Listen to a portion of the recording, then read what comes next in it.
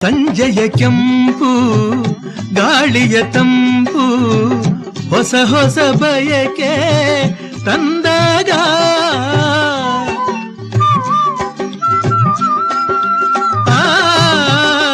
ತುಂಬದ ವಿರಹ ಬಂದರ ಸನಿಹ ಸಾರ್ಥಕ ನಮ್ಮ ಅನುರಾಗ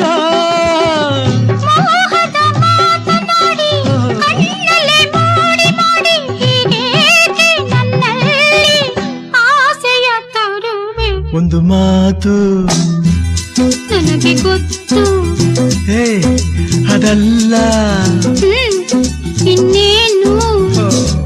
ಹತ್ತಿರ ಬಂದರೆ ಕಿವಿಯಲ್ಲಿ ಹೇಳುವೆ ದಿನವೂ ಹೀಗೆ